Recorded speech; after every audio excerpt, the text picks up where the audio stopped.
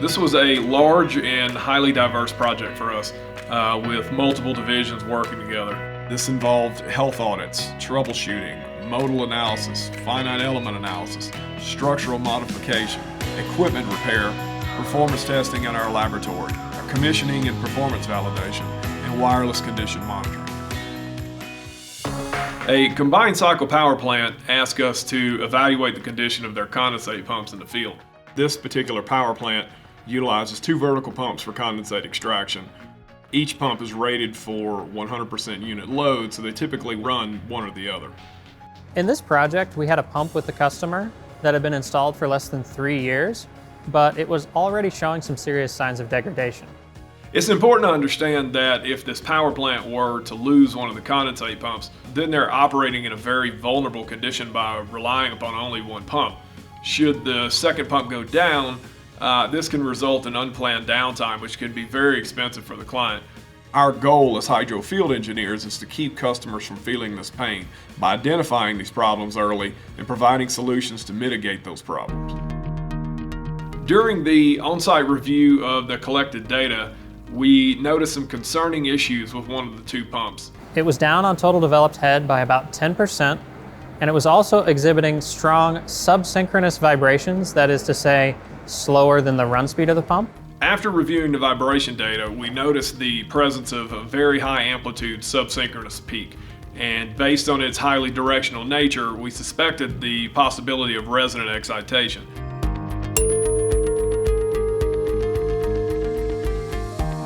After some basic impact testing, we were able to confirm that resonant excitation was in fact occurring.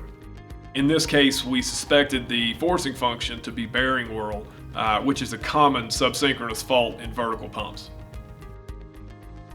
We discussed the preliminary results with the customer and suggested that we perform a modal analysis.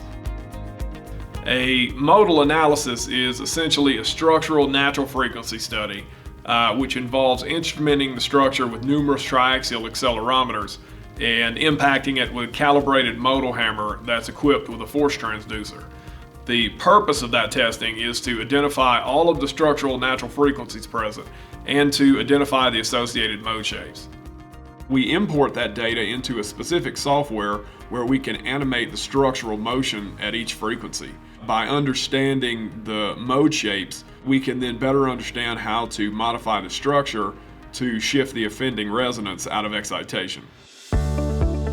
We wanted to make sure we fixed this problem on the first try, so we decided to go one step further and perform a finite element analysis. A finite element analysis allows us to look at a lot of different scenarios for modifying a pump, and we determine what would best suit the case at hand by looking at the vibration data we have and use that to propose a solution.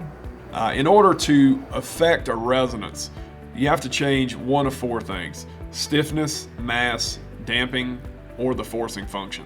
As part of the finite element analysis, it was decided to add additional stiffening ribs to the pump discharge head.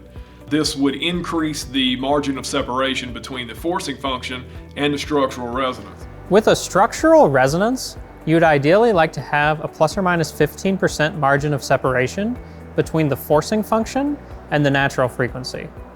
Now, based on the modifications that we made to the pump in the FEA software, we predicted that the new performance would have a 20% margin of separation between the forcing function and the natural frequency. And the farther you get away from a 6% margin, what we saw previously, the less likely you are to have a resonance condition. The pump was brought to our HydroAir 40th Street facility, where it was disassembled and inspected. Now, one of the key findings of that inspection was that the wear rings of the impellers were not fully engaged in the case rings of the bowls. Without a tight fit between the case ring and the wear ring of the impeller, the pump is going to lose pressure and efficiency as the pumped media, so in this case water, tries to escape through the gap between the rings.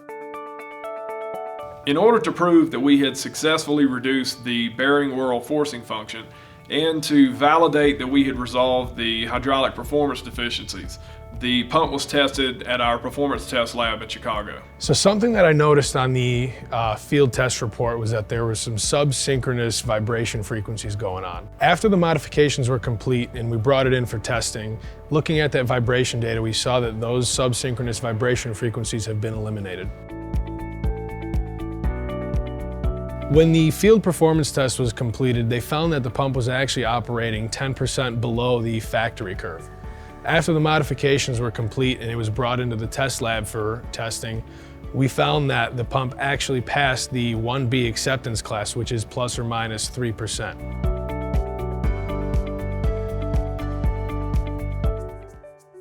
As part of this project, we were able to involve almost every division of hydro.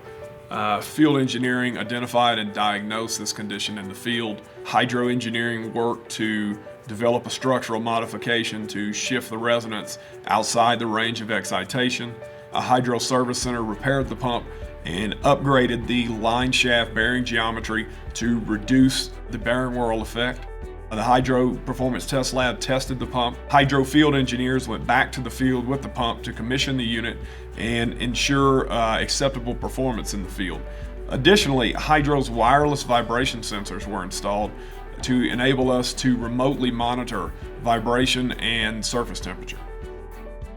At Hydro, we have the technology, the knowledge, and the experience to resolve these types of complex problems, not only in the workshop, but in the field. That's what makes Hydro so unique as an independent aftermarket repair company.